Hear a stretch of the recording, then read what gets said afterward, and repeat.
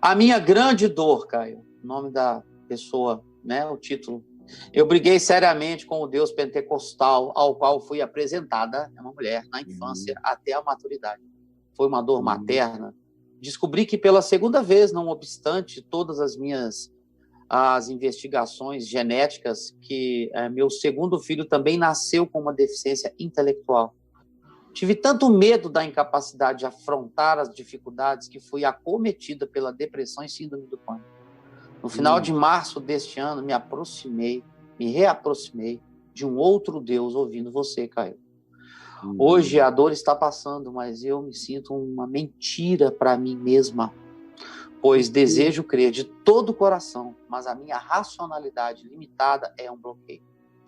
Sei que a cura reside em crer na providência divina, mas eu vivo lutando entre o desejo e a incapacidade de crer.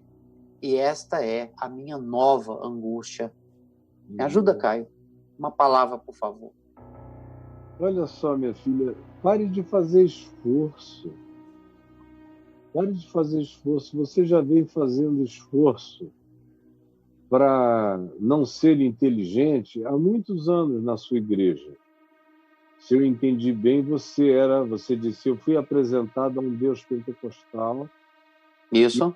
Pois o que você disse foi sobre o seu filho, que nasceu com um déficit de inteligência. E, em segundo lugar, você falou da sua própria agonia, da sua angústia, por não se sentir à altura, por ter uma inteligência também limitada para alcançar o que você precisa alcançar.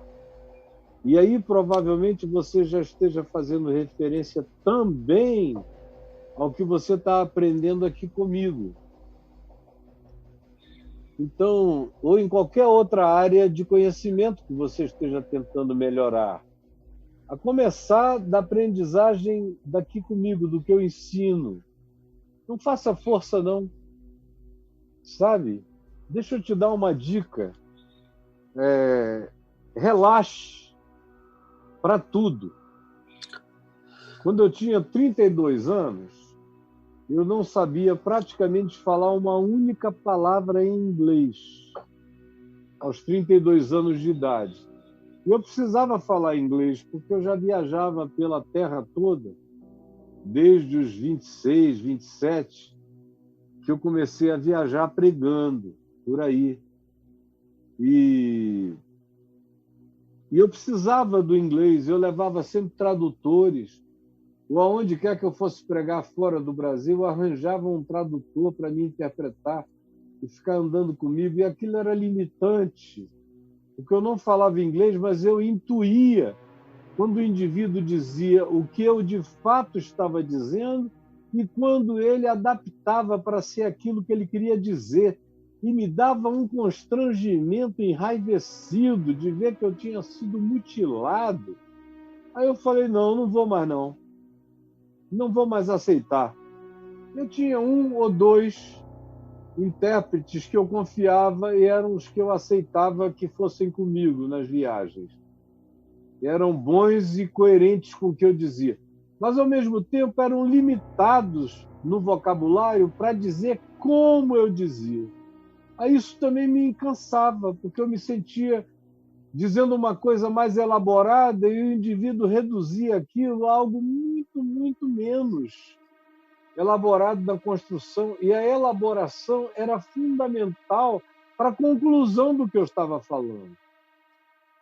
Aí eu falei, bom, eu preciso de inglês, e o meu amigo Manfredo Grelat, pai da Ana, muito amigo meu desde que eu tinha 26, 27 anos, ele é mais velho do que eu, bem mais velho, quase 20 anos mais velho. Não, ele não chega a isso tudo, coitado, Manfredo, mas ele é uns 15 anos mais velho que eu. Então, ele falou, Caio, eu concordo e vamos arranjar bolsas de estudo.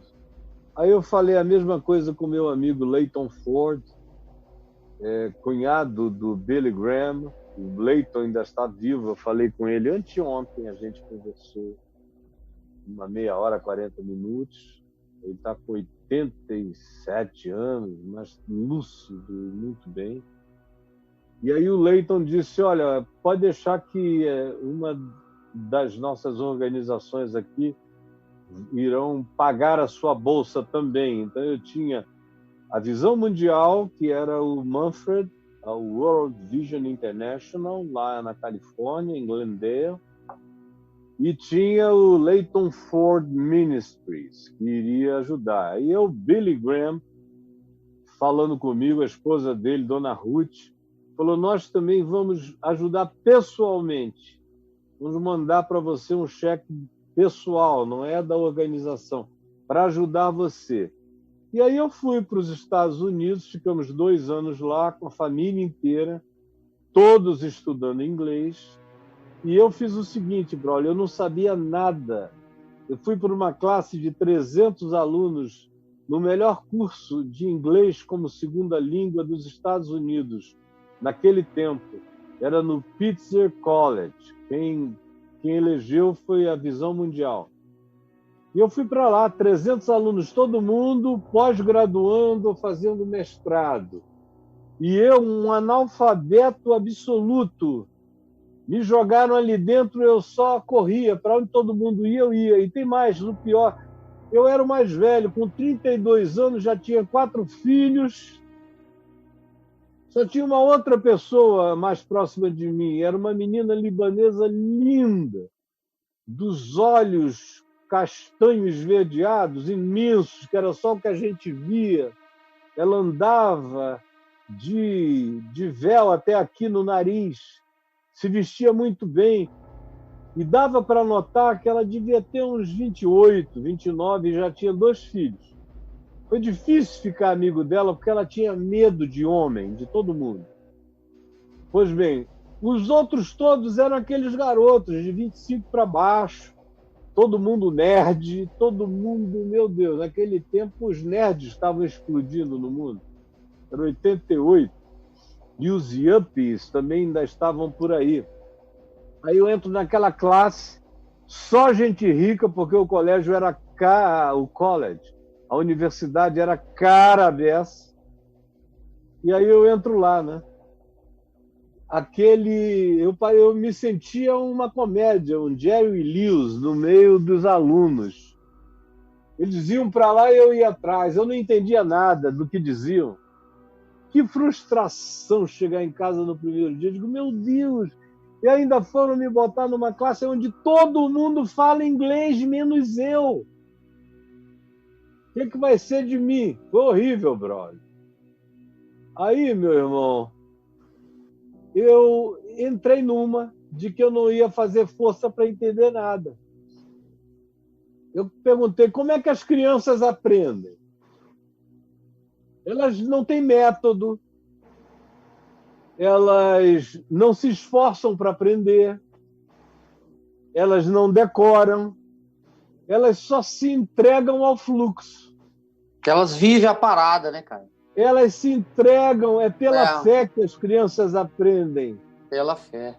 É aquele salto, é botar o pé no nada, como Indiana Jones lá na última cruzada, naquele abismo, no vácuo.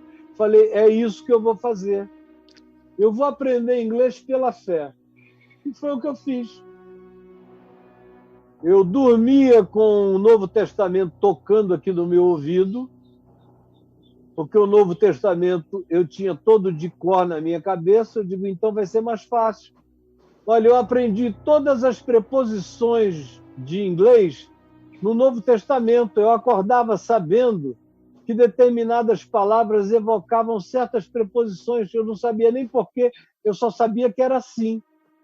Era igual lá o Suassuna, no Alto da Compadecida. Eu não sei como é que é, só sei que é assim. E aí, lá fui eu. Chegava lá na classe, eu tentava relaxar. Se eu pudesse, cara, eu quase que entrava em estado de semi-hipnose. Relaxava. Aí, de repente, eu entendia uma coisa e levava um susto, depois outra. Aí alguém comentava uma coisa que antes eu não entendia, agora eu ia entendendo. Relaxamento e atenção. Relaxamento e atenção. É possível dar toda a atenção enquanto você pratica todo relaxamento e distensão, confiança e entrega. Entrega. Meu amigo, eu ia para casa e fazia a minha parte, meus filhos se lembram, como eu estudava. Na escola eram 8 horas o regime. Aí eu voltava para casa a pé ouvindo o Novo Testamento. E aí depois chegava em casa, fazia os deveres até 11 da noite. Era a parte mais cognitivamente ativa, era essa da noite em casa, aprendendo. Aí decorei todos os verbos irregulares e fiz uma música para os verbos irregulares. São 300 e tantos, eu fiz uma musiquinha.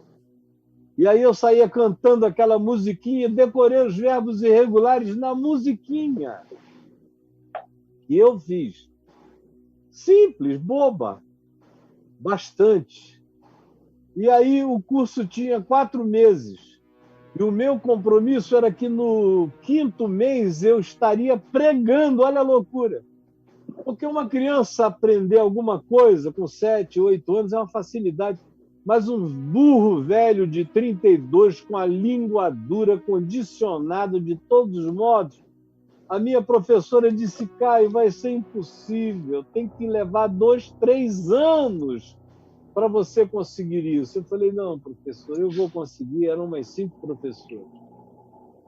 Aí eu contratei também uma de fonética para ir me corrigindo no paralelo, melhorando a minha língua dura, batendo no dente, para o som ficar mais próximo da realidade da língua original.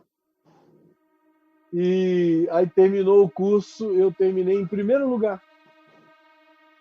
Prova final, provas finais. Eu nem acreditei que no meio daquela moçada toda eu tinha terminado em primeiro lugar. Tinha cara ali fazendo que ia entrar em curso de doutorado. E aí tem uma coisa no inglês, não é? Que a dificuldade para mim era entender o cotidiano inglês, aquela coisa do interior. Livros como do Tom Sawyer eram livros de inglês que dizia: eu vou dar um catiripapo na cabeça dele e vai sair catando um cavaco. Isso era mais difícil para mim, mas eu fui me esforçando mais nessa parte, porque os livros grossos em inglês, para mim, meu Deus, quase toda a minha biblioteca ficou em inglês depois disso. Porque o que para eles era uma dificuldade, que são essas big words do inglês, que decorrem do latim e do francês, americano quase não usa, porque ele acha difícil. E são as que estão presentes no português o tempo todo. Então, para mim, era uma facilidade. Eu ia para o college levando todo dia algum livro de algum autor teológico ou filosófico bem complexo e lia com uma desenvoltura, ninguém entendia. Eu dizia: não, porque o que é difícil para vocês, para mim é fácil, por causa do meu conhecimento de português, da raiz remetente do francês e do latim. Conclusão: 5 meses depois, eu estava pregando numa faculdade em Pasadena sobre mídia e comunicação na América Latina. E ninguém acreditava que eu estivesse fazendo isso. Levava meu esbocinho básico e mandava ver. Uns 8 meses depois disso, eu estava pregando lá no Fuller, levantando fundos para 4.000 pessoas numa reunião do Fuller. E os meus amigos, como Antônio Carlos Barros e outros, o Barbosinha, outros que estavam lá, sabem que eu falo a verdade em Cristo e não minto. Sim, logo depois eu estava pregando com o Leighton Ford, sozinho, em tudo que é lugar, eu e ele viajando para lá e para cá, ele pregava, eu pregava, e no fim ele nem acreditava, ele dizia: Caio, eu acho que você não está falando inglês, você está falando em outras línguas. Então, cara, o conselho que eu tenho para dar para qualquer um é esse, acerca de qualquer coisa. Relaxem. Se você relaxar, entra melhor. O inconsciente aprende mais rápido, cara, do que o consciente.